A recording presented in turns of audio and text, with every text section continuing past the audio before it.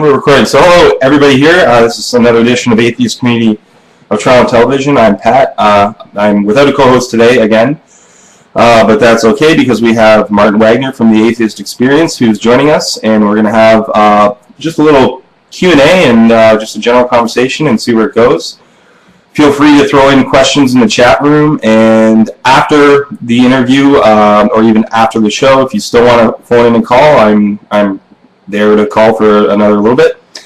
And that's about it, except for take a look at the top of the screen. That's the Skype address, patrick.sliver6. Please don't call while I'm talking with Martin because it messes up the Skype thing. So anyways, Martin, how you doing? Well, doing great, Patrick. Thanks for having me on. Oh, great. It's great having you here. All right, let's see. So the first thing I was going to ask you is, at what point did you know that you were an atheist? Well, let's see. You know, that's a common question we always get from Christians, isn't it? Yeah. What made when did you? And what we always explain is that it's not a moment of deconversion the way Christians might talk about having a moment of conversion. It involves a long process of thinking about things and asking questions and expressing your doubts and what have you. And I think it began in my mid-teen years, right up until I was 14 to 15. My family and I were regularly going to church. Now, my parents are still very devout Christian. They're not fundamentalists, like anything like that. But they're still devout in their beliefs. But we would go to church weekly, and it was a big Southern Baptist church. Oh, Southern Baptist. And what I tell people that often surprises them, especially if they're believers, is that I have nothing actually but generally pleasant memories of those days. Right? I mean. Yeah, you do lots of fun stuff, right? There was camp one year, and then there were all kinds of youth activities in the rec room and the gym, and we had overnight lock-ins where we got to stay up all night and hang, which is a big deal when you're 14, Right, yeah. So there's nothing there's nothing in terms of the experience that was, deeply horrific or psychologically traumatizing. But like I said, it was kind of a normal church. It wasn't any weird sort of culty things that pop up in little enclaves out in the country somewhere. Yeah, right. So, but still, for me, it was the intellectual journey that I ended up taking. I mean, I had questions about things we were being told and things we were being taught in the Sunday school classes, and I was also being exposed. I was starting to do a lot of my own reading. I've always been a voracious reader, and I was when I was a kid too. And there were just things that didn't make entirely a whole lot of sense, and I would wonder about that, and I would ask questions and not really get satisfying answers, and it was just sort of a personal evolution for me. Right. And so I'd say it was a process that probably began when I was 15-ish, and by the time I was probably 18, definitely 19, but certainly 18, my high school senior year, I knew that I certainly didn't believe in God. But then there's the brainwashing that kind of is hard to cut loose. Yeah.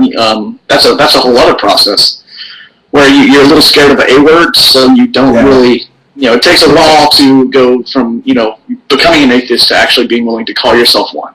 Because there's still that little fear programming that they put in you. Yeah, like residual effects of like all the, that fear. It depends on where you're coming from, but like, I guess for some it might be the fear of hell. For some, it might be a more tangible thing, like the rejection of themselves from their family, and like there's a bunch of different things, I guess, that can affect people when they change over.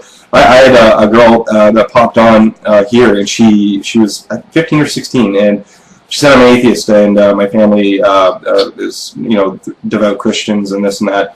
And she wanted to know advice, and I have no idea what type of advice to give someone, especially when they're younger like that, because I don't want to kind of mess up the family. I don't want to say go ahead and tell them that you're atheist and pick an argument.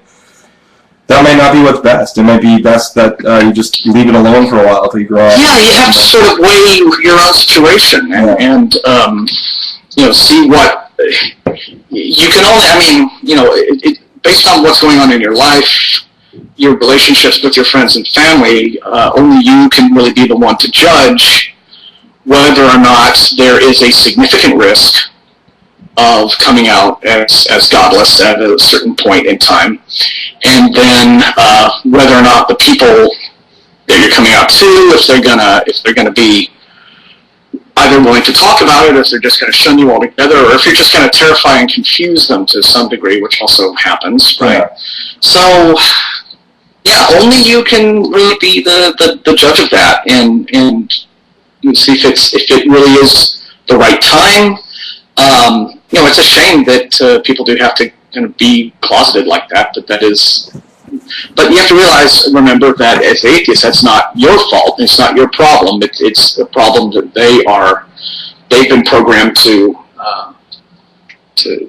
believe is a problem. And so I've told folks who are like writing the program in all the time, very common email we get, how do I come out to my family, et cetera, my friends. We'll always remind them, you have to kind of be sympathetic to them, right? Because they are the ones who are going to have real difficulty accepting this from you. Yeah. And then understanding how to deal with it. And so they're the ones who need, sort of kindness and gentleness and understanding from you. Yeah, now if they respond with hostility, fine. You can just be like, right, that's your deal. If that's how you're going to be about it, look, I can't help who I am. Come talk to me again when you feel like, it's a lot like, I guess, gay kids coming out. Yeah, that's... So, a lot of people drive that comparison between gays and atheists in the respect that it's uncomfortable. It's an uncomfortable topic because it digs at people's core beliefs and fears, and that's where you get that. I was going to move on to the next question, which I guess we're kind of getting at right now, which is how did it affect your? And you don't have to answer this necessarily, but how did it affect your relationships with your family and your friends? My friends, not such a problem. Of course, I was still in high school at the time, and then maybe like my first year of college. There were the people that knew I was godless and didn't care and thought it was cool, and then there were those who didn't think it was cool, but weren't quite up to sort of getting in my face all about it. Right. My parents, they know.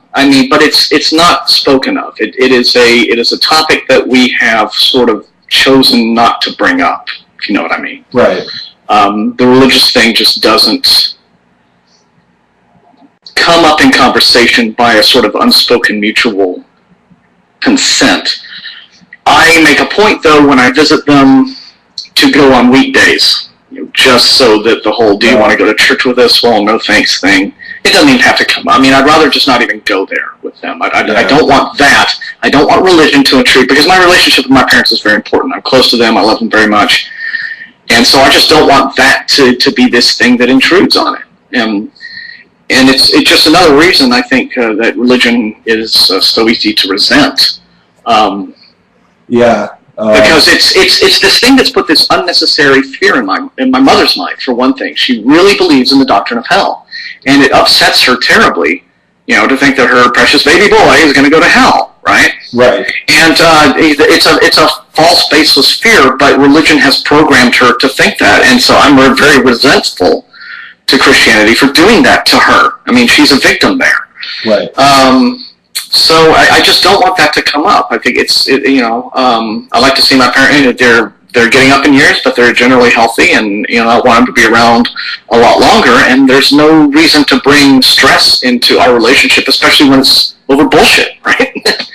Yeah, I'm lucky in the sense that like my father was a Catholic, and my 1 second, I'm just going to respond to somebody in the chat. Hello. Okay. How you doing? My father's a Catholic, and my mother's non-religious, but in the sense that she's not affiliated with anything, but she is spiritual, even though that word doesn't really carry a lot of description or weight. But I'm lucky in the sense that they don't really bother with challenging me on it. They're okay with my views. Generally, my friends, some of them